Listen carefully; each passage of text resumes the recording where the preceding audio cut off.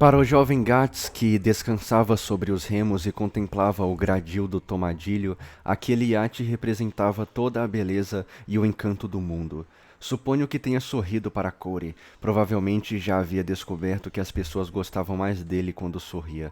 Seja como for, Cody lhe fez uma série de perguntas, uma das quais produziu o nome recém-adotado, e descobriu que ele era tão rápido de raciocínio como extravagantemente ambicioso. Alguns dias depois, levou-o de barco até Duluth e comprou-lhe um casaco azul de iatista, 6 pares de calças brancas de lona e um boné de oficial da marinha. E quando Ptolemy partiu para as Índias Ocidentais e a costa da Barbária, Gatsby partiu com ele. Ele foi empregado como auxiliar pessoal de Cody, com as contribuições bastante vagas. Enquanto permaneceu com ele, exerceu as funções de comissário de bordo imediato, piloto, secretário e até mesmo carcereiro, porque Dan Cody sóbrio sabia muito bem que coisas pródigas e absurdas poderiam ser executadas por Dan Cody embriagado. Ah, entendi. E assim evitava esses problemas confiando cada vez mais em Gatsby. O acordo entre eles durou 5 anos, durante os quais o barco deu 3 voltas ao redor do continente europeu. Poderi- Poderia ter durado indefinidamente, exceto pelo fato de que Ella Kay veio a bordo uma noite em Boston. Uma semana depois, Dan Cody morreu de repente. Lembro-me de seu retrato na parede do quarto do Gatsby, um homem grisalho e de rosto corado, com feições duras e de expressão vazia, a fisionomia típica do pioneiro debochado, que durante determinada fase da história americana trouxe de volta para a casa leste a violência selvagem dos bordéis e tavernas da fronteira. Deve-se indireta, Deve-se indiretamente a Cody o fato de Gatsby beber tão pouco. Algumas vezes, no decorrer de festas especialmente alegres, mulheres esfregavam champanhe em seu cabelo, mas ele mesmo tinha o hábito de manter distância de bebidas.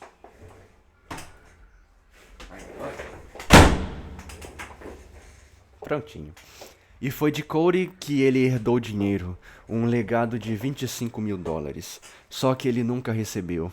Na verdade, nunca conseguiu entender o estratagema legal que foi usado contra ele, mas o que restava dos milhões foi intacto para Ella Kay. Ele ficou apenas com sua educação singularmente adequada. Os contornos vagos do J. Gatsby idealizado tinham sido preenchidos com a substância de um homem. Tudo isto ele só me contou muito mais tarde, mas incluí nesse ponto da narrativa com a intenção de detonar todos aqueles rumores extravagantes que corriam a seu respeito e que não tinham o menor traço de verdade.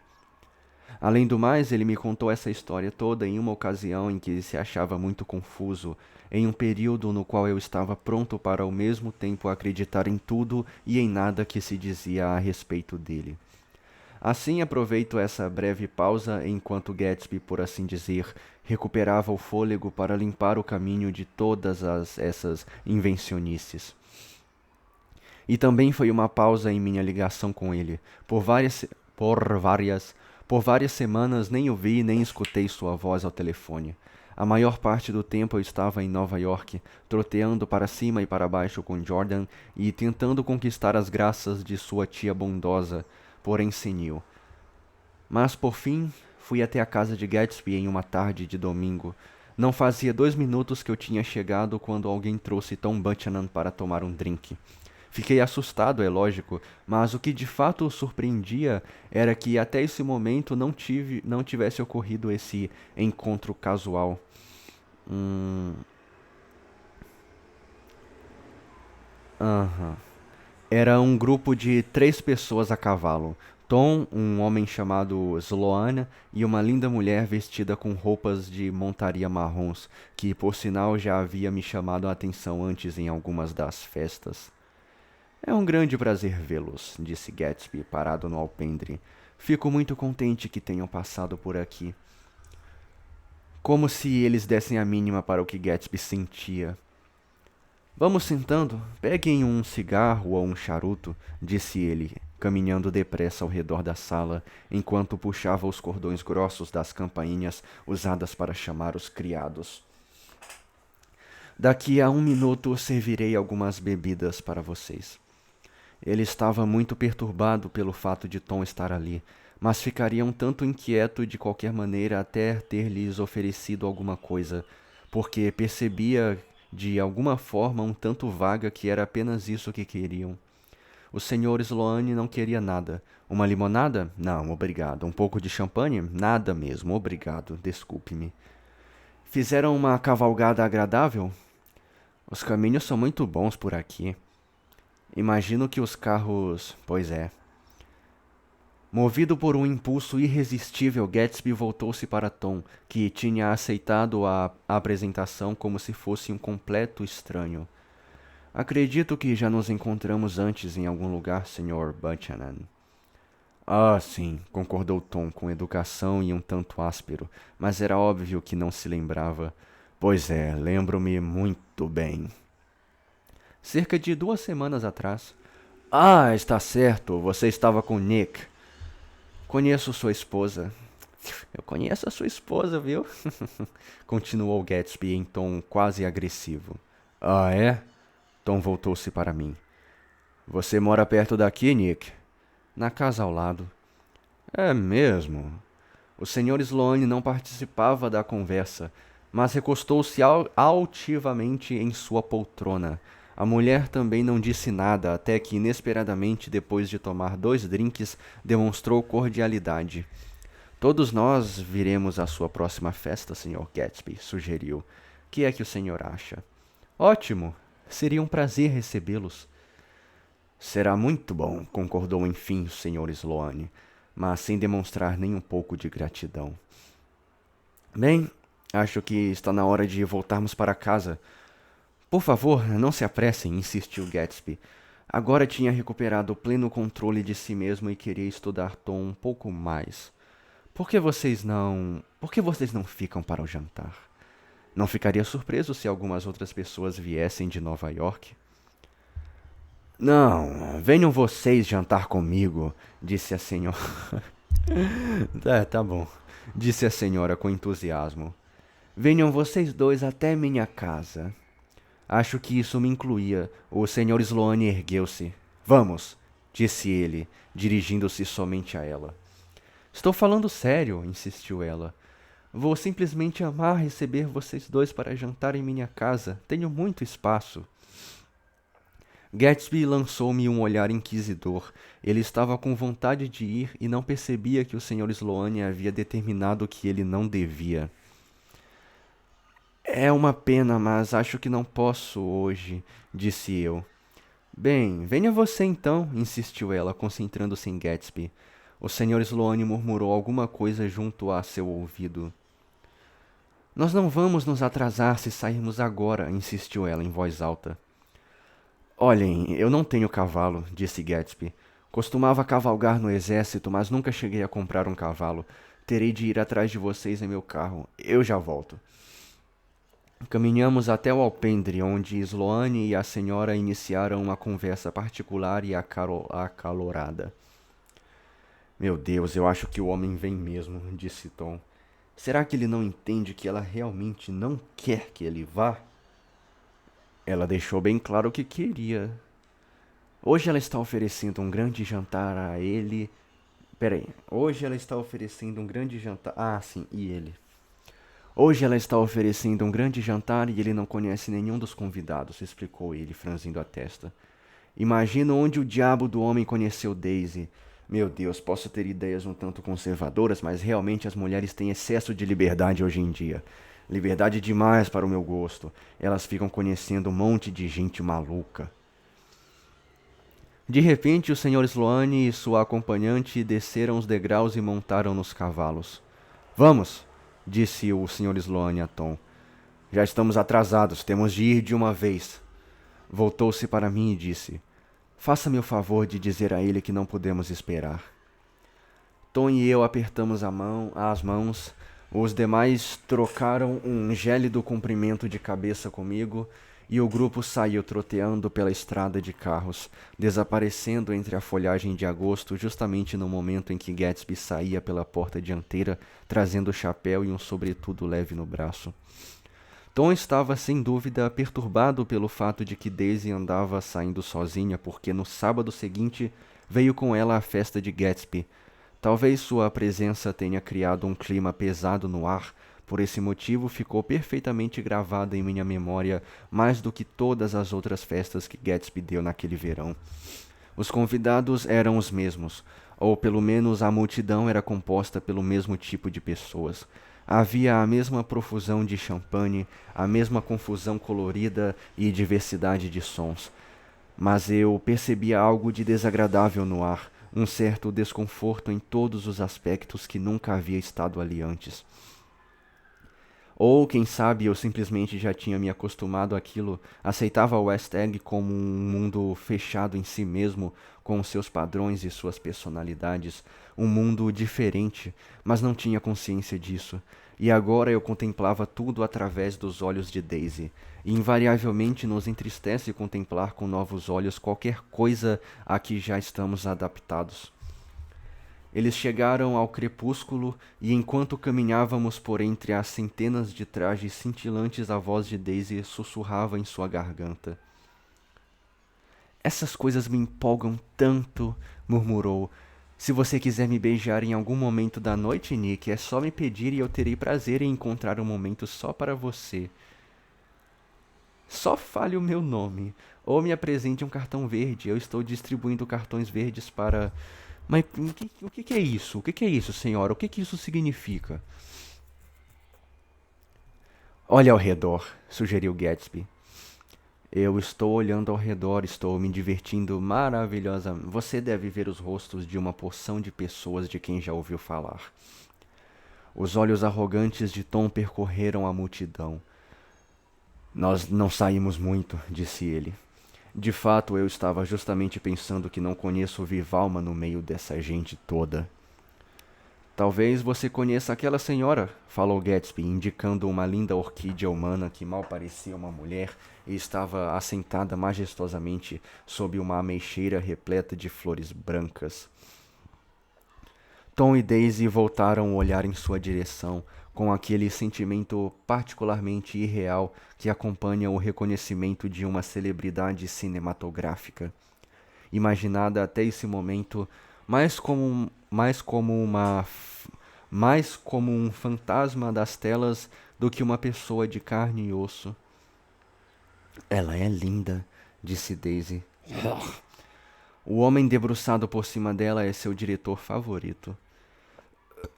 Ele os conduziu cerimoniosamente de grupo em grupo. A senhora Buchanan e o senhor Buchanan, apresentava e após um minuto de hesitação acrescentava, o jogador de polo. Ah, não, objetava Tom depressa, não sou ele. Mas com certeza o som da expressão agradava a Gatsby, porque Tom permaneceu sendo o jogador de polo até o fim da noite. Nunca conheci tantas celebridades, exclamou Daisy. Gostei daquele homem, como é o nome dele? Aquele que tem o nariz meio azulado? Gatsby identificou-o dizendo que era um produtor de cinema sem grande destaque. Bem, seja como for, gostei dele. Preferia que não me apresentasse mais como o jogador de polo, pediu Tom. Preferia olhar para todas essas pessoas famosas sem ser lembrado. Daisy e Gatsby dançaram. Lembro-me de ter ficado surpreso pela maneira graciosa e conservadora como ele dançava o foxtrot. Na verdade, nunca tinha o visto dançar antes. Então eles saíram discretamente para minha casa e sentaram-se nos degraus do alpendre durante meia hora, enquanto, a pedido dela, eu permanecia montando guarda no jardim para o caso de um incêndio ou de uma inundação. Segundo ela explicou, ou de qualquer outro desastre natural. Tom aproximou-se vindo das sombras em que desaparecera quando nos sentávamos para cear juntos. Vocês se importam se eu me sentar para comer uma... Pera... Eita! Vocês se importam se eu me sentar para comer com umas pessoas lá adiante? Solicitou ele. Tenho um camarada contando umas histórias muito engraçadas. Fique à vontade, respondeu Daisy com alegria. No caso de querer anotar alguns endereços, pode levar a minha pequena lapiseira de ouro. Ela olhou ao redor por um momento depois que ele saiu e disse-me que a garota era vulgar, mas bonitinha, e apesar desse momento percebi que, exceto pela meia hora em que tinha estado sozinha com Gatsby, ela não estava se divertindo nem um pouco. Estávamos sentados a uma mesa em que se acotovelava um grupo bastante embriagado. A culpa fora minha. Gatsby tinha sido chamado ao telefone e eu escolhera aquela mesa, pois as pessoas que ali estavam tinham me parecido muito agradáveis 2 semanas antes. Mas agora o que havia me divertido neles parecia exalar um mau cheiro. Como se está sentindo, senhorita Baedeker? A garota a quem me dirigia estava tentando, sem muito sucesso, encostar-se em meu ombro. Ao ouvir a pergunta, endire- endireitou-se na cadeira e abriu os olhos. O que foi? Uma mulher enorme de aspecto letárgico, que estava insistindo com Daisy para jogarem golfe juntas no clube local em algum período da manhã seguinte, falou em defesa da senhora. Agora já tá diferente? É Baedeker. Agora ela está bem, pobrezinha. Quando bebe 5 ou 6 coquetéis, começa a gritar desse jeito. Sempre digo a ela que não deve beber. Eu não bebo, afirmou a acusada em uma voz pouco clara. Nós escutamos você gritando e então eu disse ao Dr. Civet, que está aqui ao meu lado, aquela pessoa está precisando de ajuda, doutor. Ela está muito agradecida, tenho certeza, acrescentou outro amigo, a ironia da voz desmentindo as palavras. O único problema é que vocês molharam todo o vestido dela, todo o vestido dela quando lhe enfiaram a cabeça dentro da piscina. Se há uma coisa que eu odeio é que enfiem a minha cabeça dentro de piscinas, resmungou a senhorita Baedeker. Uma vez quase me afogaram em Nova Jersey. Então você não deve beber mais, recomendou o Dr. Civet. Olha só quem está falando, bradou a senhorita Baedeker. Está sempre com as mãos tremendo. Eu não deixaria você me operar por nada neste mundo. E a conversa continuou nesse tom. Uma das últimas coisas de que me lembro foi ter ficado ao lado de Daisy observando o diretor de cinema com sua estrela. Ainda estavam sob a ameixeira repleta de flores brancas e seus rostos se tocavam, salvo por um raio fino e pálido de luar que se interpunha entre eles. Ocorreu-me que ele tinha passado a noite inteira pondo em prática uma estratégia deliberada de inclinar-se lentamente em direção a ela até atingir esta proximidade. No exato momento em que eu olhava, preencheu a distância mínima que os separava e deu-lhe um beijo no rosto. Gosto dela, disse Daisy. Acho-a encantadora. Mas todo o resto ofendeu sua sensibilidade, sem dúvida, porque para ela tudo aquilo não era uma realidade palpável, mas sim uma emoção. Ela estava horrorizada com West Egg, este lugar sem precedentes que a Broadway tinha gerado em uma aldeia de pescadores de Long Island. Estava espantada pelo vigor selvagem que ocultava os velhos eufemismos e assustada pela intromissão exagerada do destino que encurralava seus habitantes em um atalho que conduzia do nada para parte alguma. Ela sempre percebia algo de terrível na própria simplicidade daquilo que não conseguia entender. Sentei-me nos degraus da frente com eles, enquanto esperavam o carro. Estava escuro, somente a porta brilhante projetava 3 metros quadrados de luz que revoavam sobre a madrugada negra e silenciosa. Algumas vezes a sombra movia-se contra as venezianas de um quarto de vestir no andar superior, depois dava lugar a outra silhueta, uma procissão indefinida de projeções femininas, cujas donas passavam batom e rouge diante de espelhos invisíveis. Quem é este Gatsby? De onde ele saiu? Indagou Tom de maneira súbita e decidida. É algum grande contrabandista de bebidas? Onde foi que escutou isso? Indaguei. Não ouvi em lugar nenhum. Essa eu imaginei. Uma porção desses novos ricos são apenas grandes contrabandistas de bebidas, você sabe. Gatsby não é, disse eu, encerrando o assunto. Ele permaneceu em silêncio por um momento. O cascalho da entrada rangeu sob seus pés. Bem, certamente ele deve ter feito um grande esforço para montar todo esse circo. Uma brisa agitou o nevoeiro cinzento da gola de pele que Daisy estava usando. Pelo menos eles são mais interessantes do que muitas pessoas que nós conhecemos, contrapôs ela com visível esforço. Você não parecia tão interessada assim. Pois estava. Tom soltou uma gargalhada e voltou-se para mim. Você viu a cara de Daisy quando aquela garota lhe pediu que colocasse embaixo de um chuveiro frio? Daisy começou a cantar no compasso da música em um murmúrio rouco e ritmado, conferindo a cada palavra um significado que tinha tido antes e jamais teria outra vez.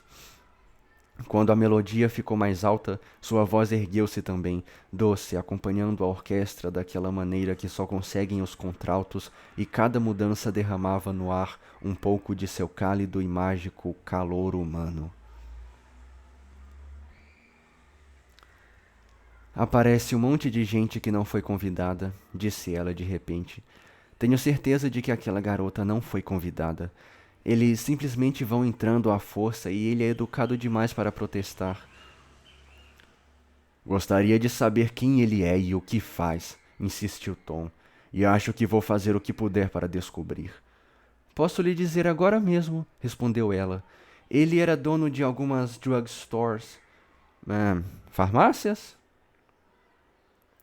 Lojas tipicamente americanas, mistura de farmácia, sorveteria, confeitaria e varejo de artigos variados.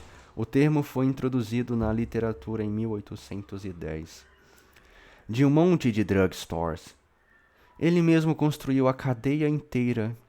A limusine enfim surgiu com vagar pela entrada de carros. Boa noite, Nick, disse Daisy. Seu olhar me deixou e buscou o patamar iluminado no alto das escadas, através de cuja porta soava 3 o'clock in the morning, uma valsinha triste e delicada que fazia sucesso naquele ano. Afinal de contas, era a própria informalidade da festa de Gatsby que apresentava possibilidades românticas totalmente ausentes de seu mundo. O que existia naquela canção que parecia chamá-la de volta? O que aconteceria a seguir naquelas horas vagas e incalculáveis?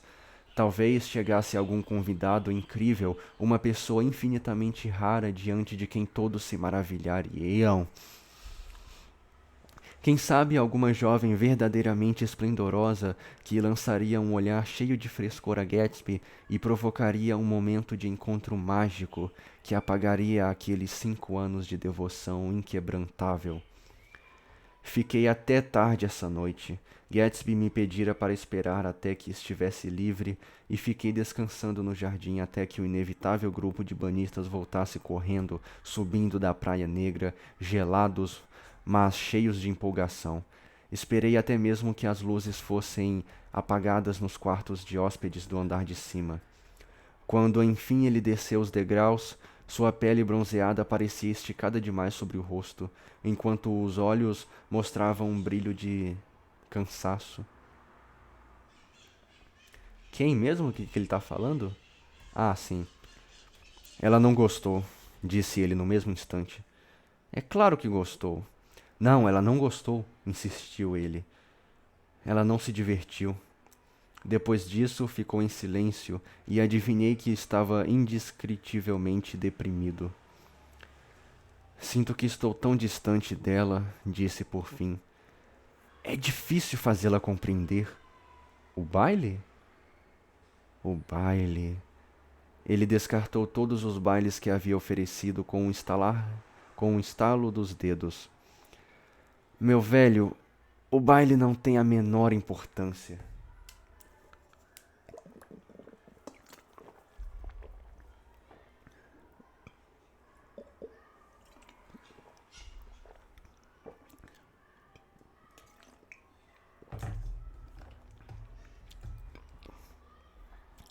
O que ele queria de Daisy era nada mais, nada menos que ela chegasse para Tom e lhe dissesse: eu nunca o amei. Depois que ela tivesse apagado com essa frase 4 anos de suas vidas, eles poderiam decidir quais eram as medidas mais práticas a serem tomadas.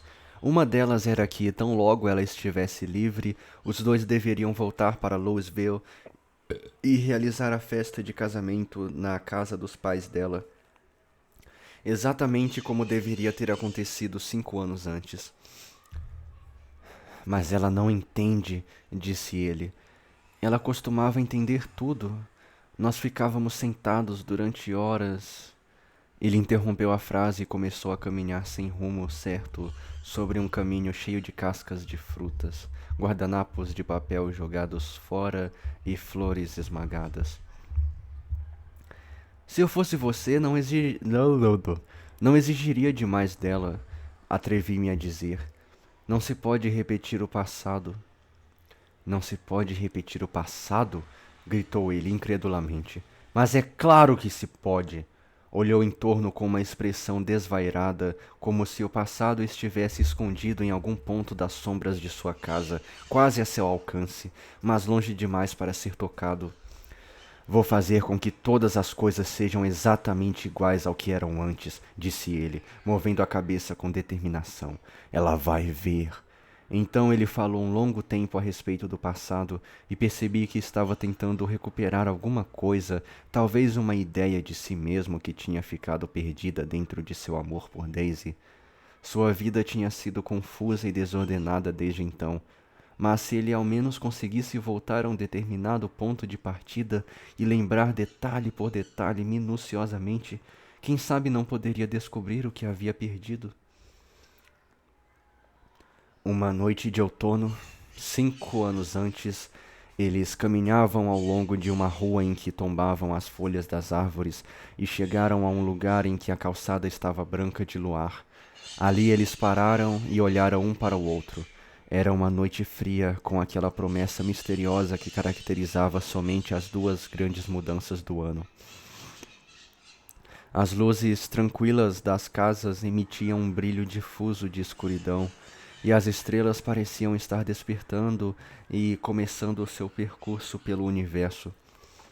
Pelo canto dos olhos, Gatsby percebeu que os blocos da calçada realmente formavam uma escada que conduzia a um lugar secreto acima das árvores.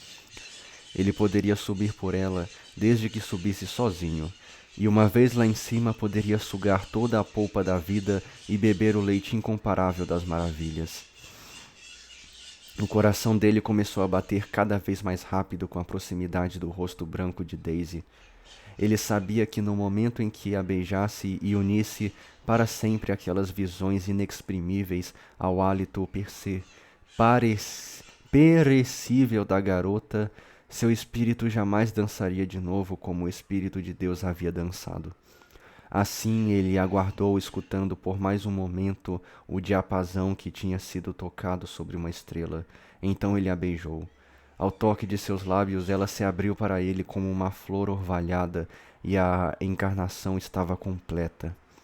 Em meio a tudo o que me contou, mesmo em sua assustadora sentimentalidade, eu me recordava algo. Era como se em minha mente revoasse um ritmo fugídio, fragmentos de palavras perdidas, algo que havia escutado em algum lugar muito tempo antes. Por um momento, uma frase tentou se formar em minha boca e meus lábios se abriram com hesitação, como se esforçam os lábios de um mudo, como se houvesse algo mais lutando para sair deles do que apenas um sopro de ar agitado. Mas não saiu som algum. E aquilo que eu quase lembrara permaneceu obscuro para todo o sempre. Capítulo 7. Foi justamente quando a curiosidade sobre Gatsby estava no auge que as luzes de sua casa ficaram apagadas em uma noite de sábado. Da mesma forma obscura como havia começado, sua carreira como trimalquião estava encerrada. Tá, então foi encerrado. O que foi encerrado? Foi encerrado ele ter sido comparado a um personagem do Satyricon de Petronius Arbiter, o Festim de Trimalquião. É um dos poucos fragmentos restantes desta obra, destruída no século XII, em que são relatadas as peripécias de um jovem libertino sem recursos, em Colpis. Trimalquião recebe literalmente todos os que batem à sua porta e os regala com prodigalidade assombrosa em banquetes caríssimos. Pô, Gatsby foi inspirado nesse cabo aí, então, né?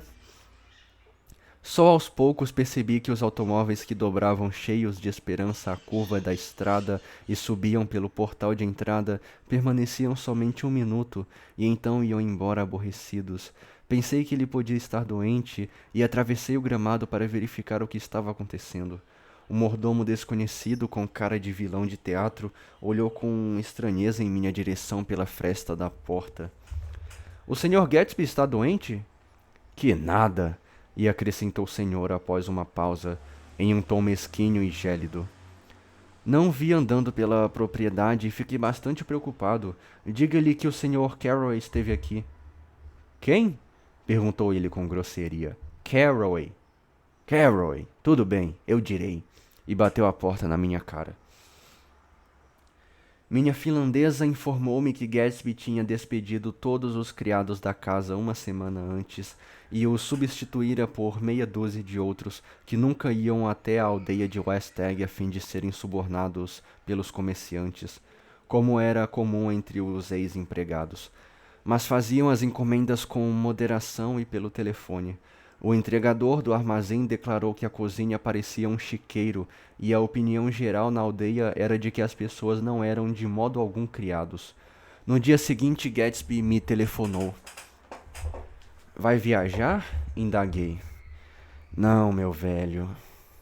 Ouvi dizer que você demitiu todos os criados. Eu queria uma turma nova que não participasse dos mexericos. Daisy tem vindo me visitar com muita frequência, sempre à tarde.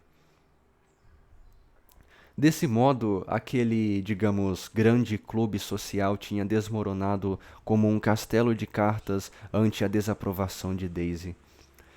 Esses novos funcionários são pessoas que Wolfsheim queria ajudar. São todos da mesma família, irmãos e irmãs, e administravam um pequeno hotel. Entendo. Ele estava me telefonando a pedido de Daisy. Será que eu poderia almoçar na casa dela amanhã?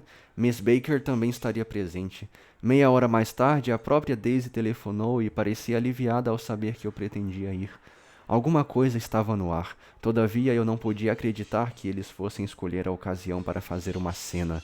Em especial, não esperava pela cena constrangedora que Gatsby me havia esboçado em seu jardim. No dia seguinte, o ar parecia ferver. Era quase o último e, sem dúvida, o dia mais quente do verão. Quando meu trem emergiu do túnel para a luz do sol, somente os apitos vibrantes da fábrica da Companhia Nacional de Biscoitos quebravam o silêncio escaldante do meio-dia. Os bancos com assentos de palha do vagão de passageiros pareciam a ponto de entrar em combustão. A mulher sentada a meu lado transpirou aos poucos até empapar a cintura de sua blusa branca e então, ao ver que o jornal se desmanchava com o suor de seus dedos, afundou-se desesperadamente no calor mais profundo, lançando um sussurro de desolação. Sua bolsa caiu no chão com uma batida seca. "Ai, meu Deus!" ela exclamou, meio engasgada. Apanhei a bolsa com um gesto penoso e lhe devolvi, segurando-a com o braço bem esticado e bem pela extremidade, a fim de deixar claro que não tinha a menor intenção de roubá-la. Mas todos os passageiros do vagão, inclusive a própria mulher, suspeitaram de mim apesar disso. Fazer o quê? "Que calor!" disse o bilheteiro aos rostos que lhe eram mais familiares. "Que porcaria de tempo! Quente, quente, quente! Vocês não acham, hein?" Meu bilhete me foi devolvido com uma mancha escura causada pelo suor da mão dele. E quem estaria preocupado naquele calor em saber que lábios ardentes ele beijou, ou que cabeleira úmida deitou sobre o bolso recortado e pespontado na jaqueta de seu uniforme? Pelos corredores da casa dos Buchanan soprava uma leve brisa que trazia o som da campainha do telefone, enquanto Gatsby e eu esperávamos à porta. "O corpo do patrão!" rugia o mordomo no bocal do aparelho. Sinto muito, madame, mas não podemos fornecê-lo. Está quente demais para se tocar nele em pleno meio-dia. Para falar a verdade, o que ele realmente estava dizendo era sim, sim, providenciarei. Ele pôs o fone no gancho e veio em nossa direção com o rosto um tanto lustroso para apanhar nossos chapéus Panamá de abas rígidas. Madame os aguarda no salão, exclamou, indicando desnecessariamente a direção. Naquele abafamento, cada gesto extra constituía uma afronta à vitalidade de todos. A sala estava bastante assombrecida graças aos toldos externos e dava uma impressão de escuridão e de frescor. Daisy e Jordan estavam jogados em um enorme sofá, como dois ídolos de prata fazendo peso sobre seus próprios vestidos brancos contra a brisa musical dos ventiladores. Não conseguimos nos mexer, exclamaram ao mesmo tempo. Os dedos de Jordan empoados de branco. Ah, em pó, né? Pó branco, né? Ela estava usando cocaína? Sobre o bronzeado natural, pousaram nos meus por um momento. E onde se encontra o Sr. Thomas Buchanan, o atleta? Indaguei. No mesmo instante, escutei sua voz aborrecida, abafada, rouca, falando ao telefone da entrada. Gatsby ficou parado no centro do tapete escarlate e lançou um olhar ao redor, fascinado. Daisy olhou para ele e riu, um riso doce e empolgado, enquanto uma pequena nuvem de pó erguia-se de seu peito e pairava no ar. Corre o boato, cochichou Jordan, de que a garota de Tom está falando com ele ao telefone. Ficamos em silêncio. A voz que vinha da entrada ergueu-se um pouco, denotando um visível desagrado. Tudo bem, então. Desisto de lhe vender o carro. Afinal de contas, não tenho mesmo nenhuma obrigação. E quanto a essa sua atitude de me incomodar na hora do almoço por uma coisa tão idiota, não vou tolerar mais. Está falando com o fone desligado, comentou Daisy em tom cínico. Sabe que não está? Garanti-lhe. Na verdade, é um negócio. Acontece que eu estava junto quando ele falou com o mecânico sobre isso. Tom abriu a porta de repente, preenchendo todo o vão durante um momento com seus ombros largos e entrou apressado no salão.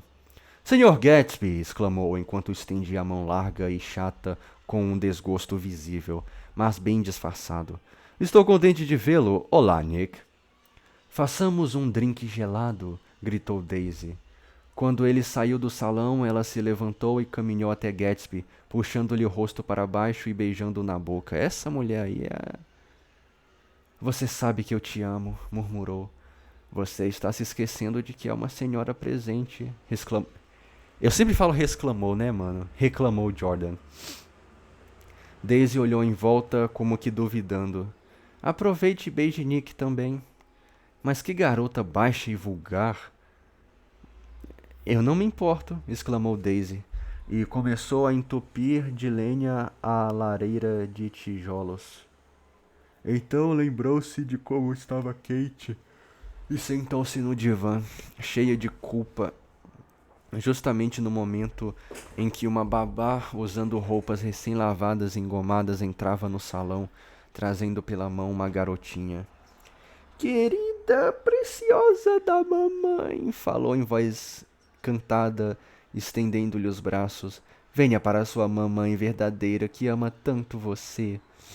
A criança, liberada pela babá, correu através da sala e esfregou-se tímida contra o vestido da mãe. Querida, preciosa, será que a mamãe sujou de pó de arroz esse seu lindo cabelo louro? Vamos ver. Fique bem de pezinho e diga como vai aos cavalheiros. Gatsby e eu, cada um por sua vez, nos inclinamos e tomamos a pequenina mão relutante. A partir daí, ele ficou olhando para a criança com surpresa. Acho que, na verdade, até então não tinha acreditado na sua existência. Eu me vesti antes do almoço, anunciou a criança, voltando-se ansiosa para Daisy. Isto porque a mamãe queria que todos a vissem. Seu rosto inclinou-se até se encostar na única dobra do pequeno pescoço branco.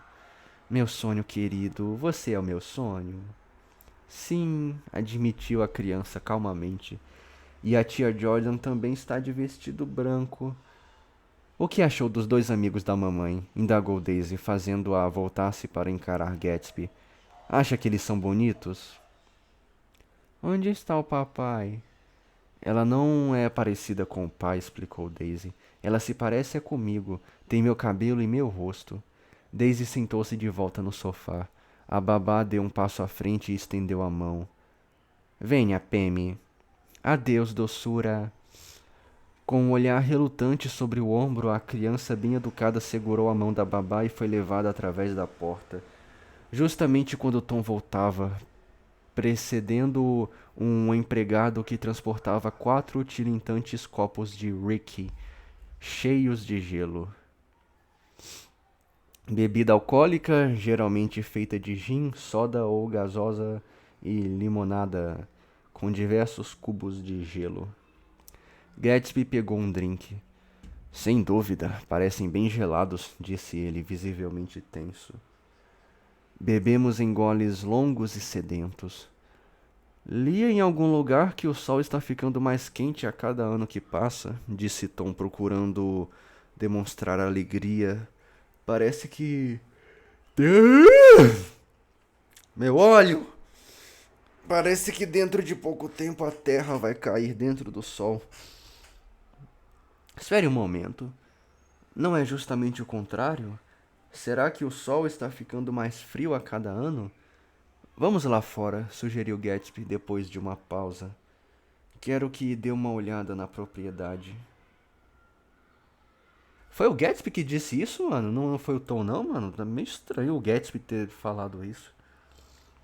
Saí com eles para a varanda, sobre o estreito verde que parecia estagnado no calor. Peraí. Saí com eles para a varanda. Ponto. Sobre o estreito verde que parecia estagnado no calor, uma pequena vela se arrastava lentamente em direção ao mar aberto, onde a temperatura era mais fresca. Os olhos de Gatsby seguiram-na por um momento. Ergueu a mão e apontou através da baía. Moro bem em frente a vocês.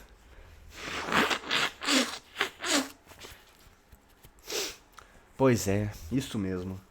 Nossos olhares se ergueram acima dos canteiros do roseiral e do gramado superaquecido e passaram além da areia da praia que fervia na canícula. Lentamente, as asas brancas do barquinho moveram-se contra o limite azul e fresco do horizonte. Mais adiante ficava o oceano agitado e as muitas ilhas abençoadas. Isso que é esporte, disse Tom acenando a cabeça. Gostaria de estar lá com aquele cara, pelo menos por 1 hora. Almoçamos na sala de jantar, também obscurecida por todos para diminuir o calor dos raios do sol. Ficamos fingindo uma alegria nervosa enquanto bebíamos cerveja preta e gelada. O que vamos fazer esta tarde? Indagou Daisy em uma voz alvoroçada. E amanhã? E nos próximos 30 anos? Não seja mórbida, protestou Jordan. A vida vai recomeçar novamente assim que chegar o outono e esfriar um pouco. Mas está tão quente, insistiu Daisy à beira das lágrimas, e tudo fica tão confuso. Vamos pegar o barco e ir para a cidade. Sua voz lutava com o calor, batia as asas contra ele, moldava em formas palpáveis sua falta de sentido. Já ouvi falar de muita gente que transformou estrebarias em garagens, disse Tom Gatsby falando ao mesmo tempo. Mas sou o primeiro homem que converteu uma garagem em uma estrebaria. Oh my god, cadê o meu charger? Cadê o meu charger? Cadê o meu turbo charger? Ah, maldito. Não. Ai, meu pai. Em uma estrebaria. É. É em uma estrebaria. Quem quer ir até a cidade? Repetiu Daisy insistente. Os olhos de Gatsby flutuaram em sua direção. Ah, disse ela. Você parece tão cheio de frescor. Seus olhos se encontraram e ficaram se encarando sozinhos no espaço. Com um esforço, Ela abaixou os olhos para a mesa. Você sempre parece tão cheio de frescor, repetiu ela. Com esta frase, ela estava dizendo que o amava, e Tom Buchanan percebeu muito bem. Ficou perplexo. Sua boca se entreabriu e ele olhou para Gatsby e de volta para Daisy como se tivesse acabado de reconhecê-la, como se fosse uma pessoa a quem tinha sido apresentado anos e anos atrás. Você parece o anúncio daquele homem, prosseguiu ela de maneira inocente. Você sabe, o anúncio daquele homem que... Tudo bem, interrompeu Tom. Estou disposto a viajar até a cidade. Vamos lá. Vamos todos para a cidade. Ergueu-se, com os olhos ainda fuzilando entre Gatsby e sua esposa. Ninguém mais se moveu. Vamos lá! Seu mau gênio começou a aparecer. Qual é o problema de vocês? Se vamos até a cidade, vamos sair logo! Sua mão, tremendo pelo esforço do autocontrole, levou aos lábios o que restava em seu copo de cerveja. A voz de Daisy fez com que nos erguêssemos todos e saíssemos para a entrada de carros recoberta por cascalho em brasa. Então vamos simplesmente sair? Objetou ela. Assim? Desse jeito? Não vamos sequer fumar um cigarro antes?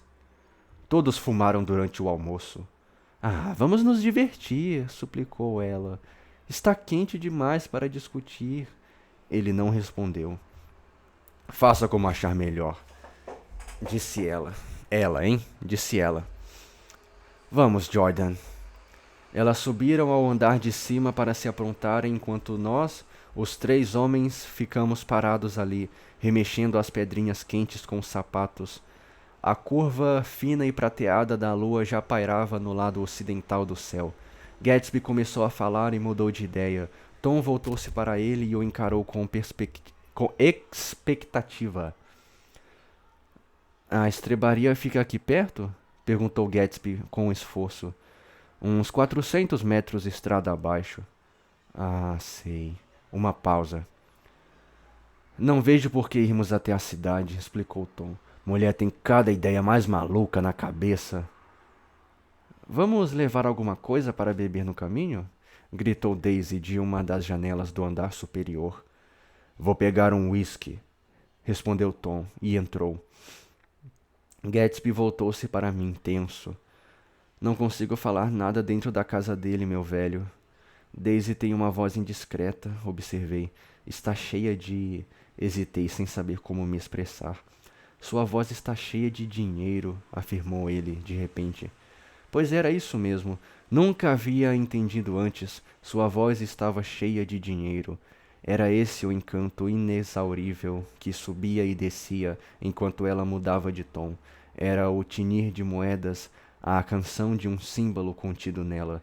No alto da torre de um palácio branco, a filha do rei, a garota dourada. Tom saiu da casa enrolando uma garrafa que continha quase 1 litro de uísque em uma toalha, seguido por Daisy e Jordan, que usavam pequenos chapéus de tecido metalizado e levavam capas leves nos braços. Vamos todos no meu carro? Sugeriu Gatsby, passando a mão pelo couro verde do assento que parecia estar fervendo. Deveria tê-lo deixado na sombra. O câmbio é universal? Quis saber Tom. É. Bem, então pegue meu cupê e deixe-me guiar seu carro até a cidade. A sugestão pareceu desagradar Gatsby. Acho que a gasolina não é suficiente. Temos muita gasolina, afirmou Tom ruidosamente, enquanto olhava para a garagem. E se por acaso faltar, sempre podemos parar em um drugstore. Hoje em dia pode-se comprar qualquer coisa em uma drugstore. Seguiu-se uma pausa depois dessa observação aparentemente sem sentido. Daisy olhou para Tom, franzindo a testa, e uma expressão indefinível, ao mesmo tempo completamente desconhecida e vagamente reconhecível, alguma coisa de que até então eu só ouvira em palavras, perpassou o rosto de Gatsby. Vamos, Daisy, disse Tom, empurrando os ombros dela em direção ao carro de Gatsby. Vou levá-la neste caminhão de circo. Abriu-lhe a porta, mas ela se esquivou do círculo de seu braço. Você leva Nick e Jordan e nós o seguiremos de cupê. Ela aproximou-se de Gatsby, tocando-lhe o casaco com a mão. Jordan, Tom e eu sentamos no largo assento dianteiro do carro de Gatsby. Tom remexeu meio sem jeito nos controles pouco familiares e a seguir nos lançamos através do calor opressivo, deixando-os bem para trás, fora de nossas vistas. Você viu isso? A voz de Tom exigiu uma resposta. Viu o quê? Ele me encarou, percebendo que tanto Jordan como eu sabíamos de tudo, desde o começo. Vocês pensam que eu sou um perfeito idiota, não é? Talvez eu até seja, mas tenho uma espécie de quase uma intuição que algumas vezes me diz o que devo fazer. Talvez vocês não acreditem nisso, mas a ciência. Ele fez uma pausa. As circunstâncias mais urgentes e imediatas assumiram o controle, puxando-o de volta da beirada de um abismo teórico. Fiz uma pequena investigação sobre esse sujeitinho, continuou ele. Se tivesse sabido antes, teria investigado mais a fundo. Quer dizer que você foi consultar um médium? Indagou Jordan com um ar de troça. O quê? Exclamou enquanto Jordan e eu soltávamos uma gargalhada e ele nos olhava perplexo. Um médium? Sobre Gatsby. Sobre Gatsby? Não, não consultei. O que disse foi que estive fazendo uma pequena investigação sobre o passado dele. E descobriu que ele estudou em Oxford? Acrescentou Jordan como se quisesse ajudá-lo. Um oxfordiano. Ele, falou incrédulo. Mas que inferno! Ele não estudou em Oxford coisa nenhuma. Ele usa um terno cor-de-rosa. Mesmo assim, ele estudou em Oxford, insistiu ela. Só se for em Oxford, no Novo México, grunhiu Tom depreciativamente. Ou coisa que o valha. Escute, Tom, se você é assim tão snob, por que o convidou para o almoço? Quis saber Jordan com um tom de voz que demonstrava evidente aborrecimento. Foi Daisy quem o convidou. Ela o conheceu antes de nos casarmos. Só Deus sabe onde. Todos estávamos agora pouco irritados, no final da euforia provocada pela cerveja preta. Percebendo isso, seguimos em silêncio por algum tempo. Então, no momento em que os olhos desbotados do Dr. T.J. Ecclesburg surgiram no fim da estrada, lembrei-me do aviso de Gatsby sobre a gasolina. Ah, tem suficiente para nos levar até a cidade, disse Tom. Mas tem um posto bem aqui, reclamou Jordan. Não quero ficar parado nesse calor infernal. Tom apertou os dois freios já sem paciência e deslizamos até uma parada abrupta e empoeirada sob a tabuleta do posto de Wilson. Passando um momento, o proprietário emergiu do interior do estabelecimento e contemplou o carro com os olhos vazios. Queremos um pouco de gasolina, gritou Tom com grosseria. Para que você pensa que nós paramos aqui? Para admirar a vista? Estou doente, disse Wilson sem se mover. Estive doente o dia todo. Qual é o problema? Estou completamente sem forças. Bem, o que quer que eu faça? Que eu mesmo faça funcionar a bomba? Quis saber Tom. Você parecia muito bem ao telefone.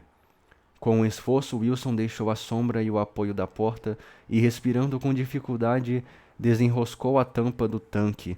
À luz do sol, seu rosto parecia verde. Eu não pretendia interromper seu almoço, disse ele, mas estou precisando muito de dinheiro e queria saber o que você pretendia fazer com seu carro velho. O que acha desse? Indagou Tom. Comprei semana passada. É um belo carro, mesmo sendo amarelo, disse Wilson, fazendo força para manobrar a manivela da bomba. Gostaria de comprar esse? Imagina, disse Wilson, abrindo um débil sorriso. Não, mas eu poderia ganhar algum dinheiro revendendo o outro. E por que você precisa de dinheiro assim, de repente?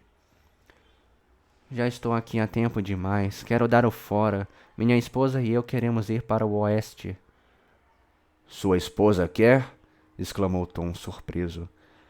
Ela vem falando sobre isso há 10 anos, disse ele, descansando por um momento contra a bomba de gasolina e protegendo os olhos da luz do sol. Agora ela vai, quer queira, quer não. Vou levá-la embora comigo. O cupê nos atrasou em uma nuvem de poeira com o relance de uma mão abanando. Quanto lhe devo? Perguntou Tom, rude. Acabei de perceber uma coisa esquisita. Faz uns 2 dias, observou Wilson. É por isso que quero me mandar. É por isso que fiquei incomodando o senhor por causa do carro. Quanto estou lhe devendo? $1,20. O sol que batia sem cessar em minha cabeça estava começando a me deixar confuso e passei por uns maus momentos antes de perceber que, por ora, as suspeitas dele não haviam pousado sobre Tom. Ele tinha descoberto que Myrtle levava uma outra vida, que longe dele vivia em um mundo diferente.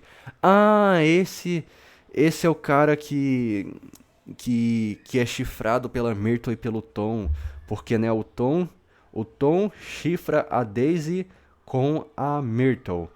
E a Daisy vai começar a chifrar o Tom com Gatsby. A Jordan tá com o Nick. Eu não sei quem vai chifrar quem nessa situação, mas talvez tenha isso. Levava uma outra vida, que longe dele vivia em um mundo diferente, e o choque o abalara tanto que havia lhe deixado fisicamente doente.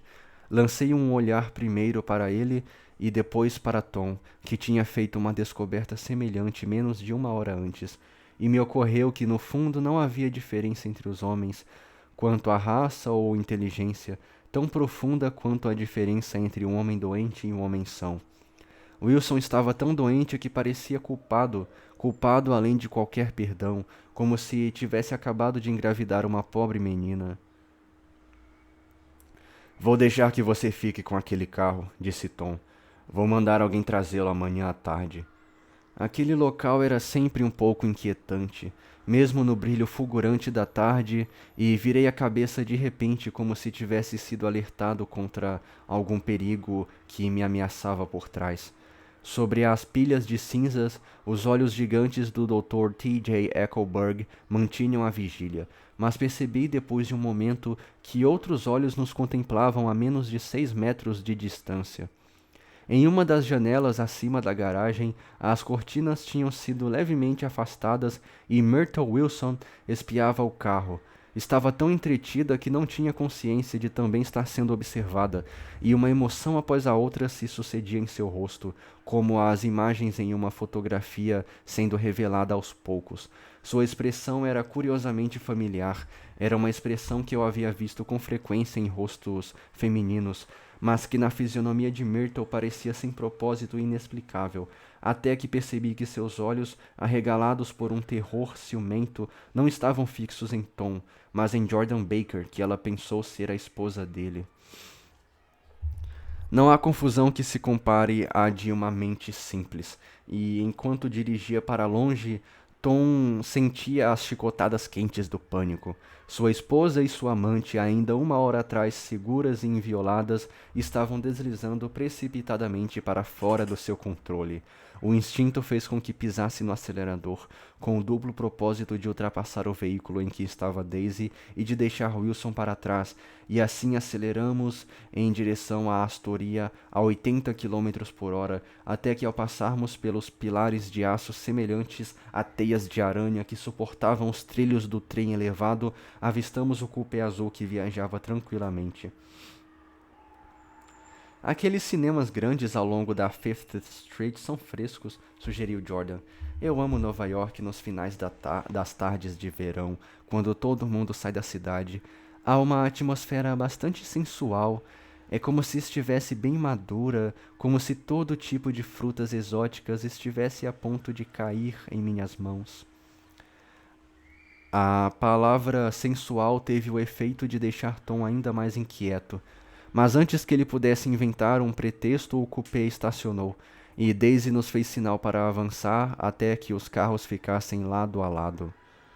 Onde é que nós vamos? Gritou ela. Quem sabe vamos a um cinema? Ah, está tão quente, queixou-se ela. Vocês vão. Nós vamos dar uma volta pela cidade e encontramos vocês depois. Com esforço tentou ser espirituosa. Vamos marcar uma esquina para nos encontrarmos. Eu serei o homem que vai estar fumando 2 cigarros ao mesmo tempo. Não podemos ficar discutindo isso aqui, disse Tom impaciente, enquanto um caminhão buzinava atrás de nós como se estivesse nos xingando. Venham atrás de mim até o lado sul do Central Park, em frente ao The Plaza. Diversas vezes ele virou a cabeça e olhou para trás em busca do carro, Quando o trânsito os atrasava, diminuía a marcha até voltar a avistá-los. Acho que tinha medo de que enveredassem por uma rua lateral e saíssem de sua vida para sempre. Mas nada aconteceu, e todos nós acabamos, e eu não sei explicar isso, indo parar na sala de visitas de uma suíte do Hotel Plaza. A discussão longa e tumultuada que terminou nos encurralando naquela sala me foge um pouco da memória, embora eu me lembre nitidamente que no meio dela minha roupa de baixo começou a se enroscar como uma cobra úmida ao redor das minhas pernas, enquanto gotas intermitentes de suor escorriam geladas pelas costas abaixo.